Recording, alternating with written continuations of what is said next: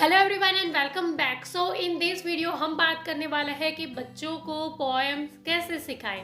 Hindi poem हो या फिर इंग्लिश हो, छोटे बच्चों को हो या फिर बड़े बच्चों को हो, नॉर्मली सिखा रहे हो या फिर कोई कंपटीशन के लिए अगर आप अपने बच्चों को पोएम सिखाना चाहते हो तो ये वीडियो डेफिनेटली आपके लिए यूज़फुल होने वाला है। मेरी बेटी के स्कूल में अभी रिसेंटली हिंदी पोएट्री कंपटीशन था, तो उसे पोएम सिखाने के लिए जो भी टिप्स एंड ट्रिक्स मैंने फॉलो किए हैं वही मैं यहाँ पे आपके साथ शेयर करने जा रही हूँ।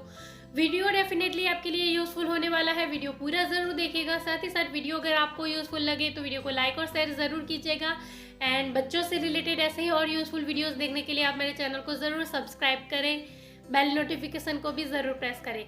चलिए वीडियो शुरू करें। तो बच्चों को जब भी आप पोएम सिखाएं, कोई कंपटीशन के लिए हो या फिर नॉर्मली हो, बच्चों को उसके लेवल के हिसाब से ज़रूर पोएम सिखाएं।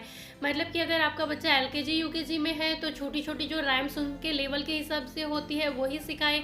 अगर आपको लगता है कि ये छोटी छोटी राइम्स बहुत ही ईजिली लर्न कर लेता है तब आप लंबी पोएम्स, जो बड़ी बड़ी पोएम्स होते हैं उसके ऊपर या फिर जो हार्ड पोएम होते हैं उनके ऊपर जा सकते हैं।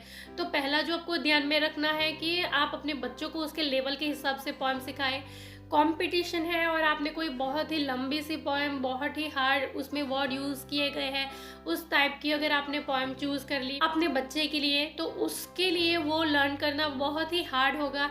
इससे बेटर है कि जो भी उसके लेवल की सबसे छोटी पोएम होगी वो आप सिखाएं, तो वो जल्दी लर्न कर पाएगा एंड वहाँ पे कॉन्फिडेंटली परफॉर्म भी कर पाएगा।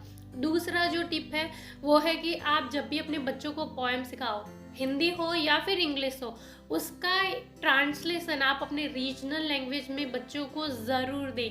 इससे क्या होगा कि जब भी आप बच्चे को पोएम सिखाएंगे तो उसका एक विजुअल पिक्चर उसके सामने क्लियर होगा। जैसे कि वो इंसी विंसी स्पाइडर वाला पोएम है, इंसी विंसी स्पाइडर, तो उसका आप किस तरह से बच्चों को सिखा सकते हैं ताकि जब भी आप पोएम बच्चों को सिखाएं तो उसके सामने पिक्चर क्लियर हो कि इस तरह से वो स्पाइडर है, वो पाइप से ड्रेन आउट हो गया बारिश की वजह से। फिर जब बारिश चली गई तो सन आ गया, तो फिर स्पाइडर फिर से वो पाइप के ऊपर चढ़ने लगा। तो इस तरह का पिक्चर बच्चों के सामने क्लियर होना बहुत ज़्यादा ज़रूरी है ताकि बच्चा इजीली लर्न कर पाएगा। तो जो भी पोएम आप अपने बच्चों को सिखा रहे हो उसका ट्रांसलेशन बच्चों को ज़रूर दे। हिंदी पोएम भी सिखा रहे हो तो उसमें भी बहुत ऐसे वर्ड्स होते हैं जो बच्चों के लेवल के हिसाब से थोड़े से हार्ड हो सकते हैं, बच्चों को वो समझना थोड़ा सा मुश्किल हो सकता है। बच्चों को अगर उसका मीनिंग अच्छे से पता होगा तो उसको लर्न करना भी बच्चों के लिए ईजी रहेगा। तीसरा जो टिप है वो है कि जब भी आप अपने बच्चों को पोएम सिखाओ तो कोशिश करें कि आप खड़े होकर के बच्चों को सिखाएं ताकि आप खुद एंजॉय कर पाओ। अगर आप खुद एंजॉय करेंगे, आप अच्छे से परफॉर्म करेंगे पोएम के ऊपर, तो आप अगर अपना 100% भी देंगे तब बच्चा जाके कहीं जाके 50-60% तक का अपना दे पाएगा। तो आप खुद एंजॉय करें पोएम को ताकि आपको देख के बच्चा भी एंजॉय कर पाएगा। बच्चा अगर एंजॉय करेगा तो वो बहुत ही इजीली लर्न कर पाएगा। चौथा जो टिप है कि सिर्फ पोएम्स के लिरिक्स ना सिखाते हुए आप पोएम को एक्ट भी ज़रूर करें। सिर्फ हाथों से ही नहीं लेकिन अपने फेशियल एक्सप्रेशन का भी ज़रूर यूज़ करें ताकि क्या होगा इससे कि जब बच्चा कोई लिरिक्स भूल रहा है तो उसको उसकी एक्शन याद आ जाएगी और उसके थ्रू वो फिर लिरिक्स को रिकॉल कर पाएगा। जैसे कि मेरी बेटी को भी मैं हिंदी पोइट्री सिखा रही थी जिसमें है कि नेहा ने एक केला खाया, खाकर छिलका वहीं गिराया, तभी वहां एक चिड़िया आई, सर पकड़कर वह चिल्लाई। तो इस तरह से आप अपने एक्शन भी बच्चों को ज़रूर सिखाएं। हाथों को मूव करें, अपनी पूरी बॉडी को मूव करें, फेशियल एक्सप्रेशन को भी ज़रूर यूज़ करें। कोई हाथी वाली पोएम है तो इस तरह से आप हाथों से सूंद बना सकते हो।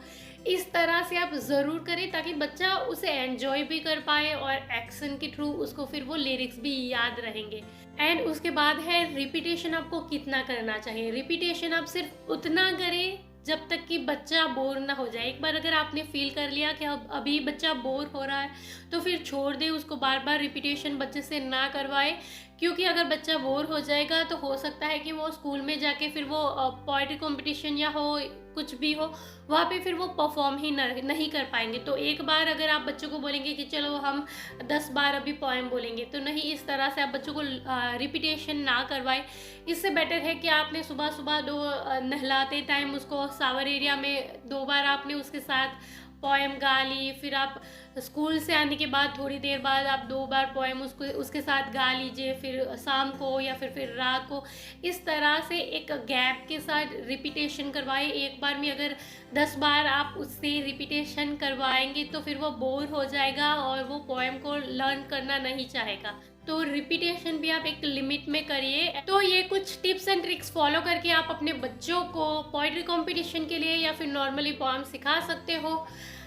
This is all for today. I hope कि मेरा वीडियो आपके लिए यूज़फुल रहा होगा। अगर इस वीडियो से आपको मदद मिली है तो वीडियो को लाइक और शेयर भी ज़रूर कीजिएगा। एंड बच्चों से रिलेटेड ऐसे ही और यूज़फुल वीडियोस देखने के लिए आप मेरे चैनल को ज़रूर सब्सक्राइब करके बेल नोटिफिकेशन प्रेस कर लें ताकि कोई भी वीडियो की नोटिफिकेशन आपसे मिस ना हो जाए। Thank you for watching the video. Bye bye.